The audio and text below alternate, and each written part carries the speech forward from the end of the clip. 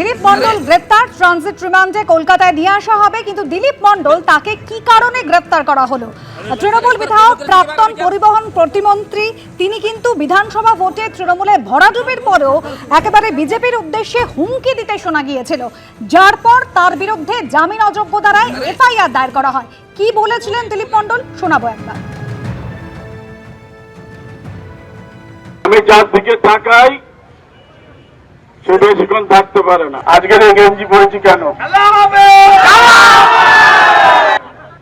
যতক্ষণ না এদের টাইট দেবো ততক্ষণ এই পাঞ্জামা পরে যখন ফিল্ডে নামবো এইভাবেই আসবো। কত শক্তি আছে রে,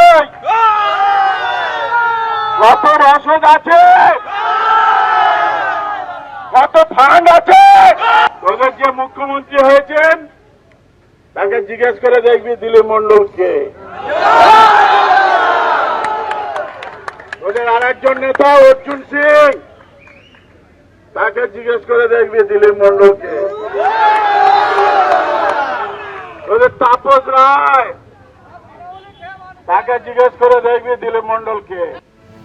এর আগে 14 মে তল্লাশিতে বিধায়কের কৈলানে প্রাসাদে গিয়ে পৌঁছেছিল পুলিশ, তার ঠিক আগেই চম্পট দিয়েছিলেন তৃণমূল বিধায়ক ময়ূক ঠাকুর চক্রবর্তী। আমাদের প্রতিনিধি রয়েছেন আমাদের সঙ্গে।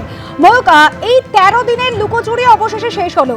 এর আগে বেআইনি বন্দুক এবং গুলি সমেত বিষ্ণুপুরের তৃণমূল বিধায়কের ছেলে অর্ঘ্যকে গ্রেপ্তার করা হয়েছিল, আর এবার পুলিশের জালে দিলীপ মণ্ডল। তুমি 12 তারিখে প্রথম ঘটনা, তারপর 14 তারিখ এই দিলীপ মণ্ডল বিষ্ণুপুরের টিএমসির যে বিধায়ক তার যে আলিশান বাড়ি, সেখানে পুলিশ তল্লাশি অভিযান চালায় এবং সেখান থেকে তার ছেলেকে পুলিশ আধিকারিকরা কথা বলেন ছেলের সঙ্গে, কিন্তু বাড়িতে দিলীপ মণ্ডলকে পাওয়া যায়নি। এরপর সিসিটিভি ক্যামেরায় দেখা যায় যে তিনি বাড়ি থেকে পালাচ্ছেন, জালনা থেকে বেরিয়ে পালানোর চেষ্টা করছেন স্থানীয়দের সাহায্য নিয়ে।